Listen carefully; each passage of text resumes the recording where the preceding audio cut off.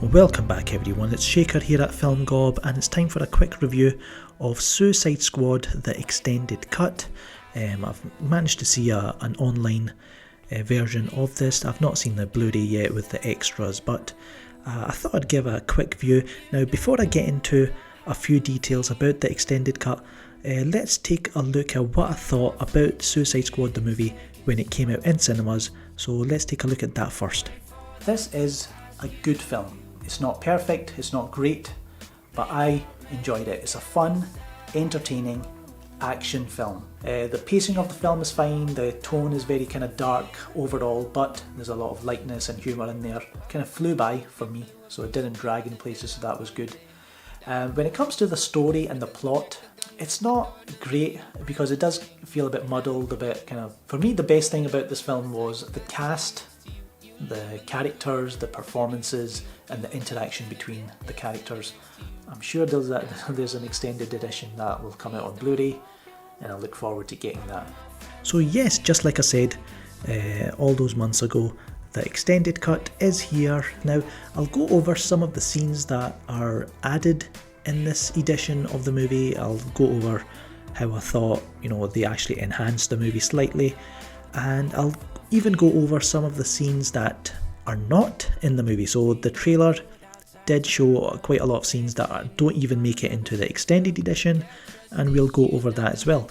So the first new scene that pops up in the movie is when they are flying into the city and Killer Croc throws up, and Harley Quinn makes a little, she gets grossed out by it, she makes a comment about that. So that's the first scene that's in the extended edition. Now next up is when they are moving through the city and Deadpool just says to Harley Quinn, pass the word around that we might have to ditch these guys, these military guys, and make a run for it. So that scene is then continued as Harley Quinn mentions it to Diablo and Captain Boomerang, and Captain Boomerang tries to pass on this message to Killer Croc, who just ends up pushing him away, punching him away.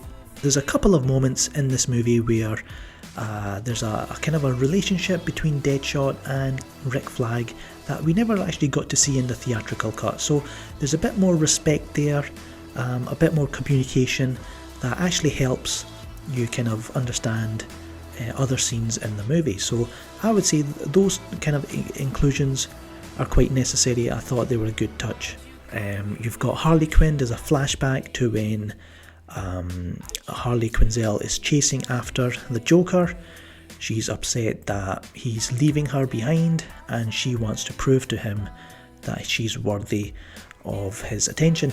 So then the scene later on where she jumps into the chemicals, that actually means a little bit more because you've got this scene before it. Now straight after this scene, straight after this flashback, Harley Quinn she comes out of it, and she then kind of teases the other members of the Suicide Squad.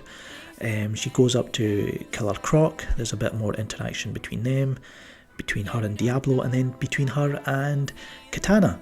So, and there's a moment where Katana takes off her mask and says that she's not hiding. So I did actually like that. We got a little bit more Katana in there. Now I'm glad to say that the bar scene, which is my favourite scene from the movie, there's actually a little bit more added to the start of that scene. You actually get to see this bit. How about you, hot stuff? Water. That's a good idea, honey. So I'm glad that made it in there. Now, do all these scenes improve the movie a great deal? I wouldn't say they do, but it's nice to have them in there. It fleshes out one or two scenes a bit more. Now, I'm still disappointed that a lot of scenes that we saw in the trailers are still not here in the extended cut. So which ones are not there? Let's take a look.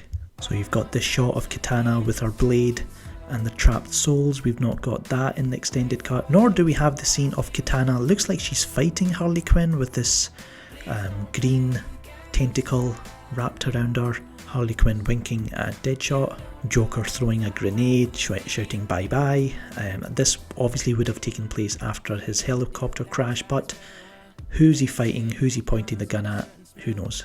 Shot of Diablo in his cell, looking at a flame. We've not got that either.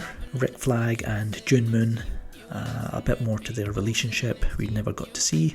Harley Quinn using her baseball bat towards someone. So we've got the Enchantress saying let's have some fun to Amanda Waller in the White House, and also this shot of Captain Boomerang and Harley Quinn. I think at this point they were talking to Deadshot. Katana's eyes turning black, and I'm surprised that this scene, I can't wait to show you my toys, still not in the extended cut. So hopefully these scenes are actually on the Blu-ray. Hopefully they've kind of compiled a collection of cut scenes, but I'm disappointed they're not in the actual extended cut.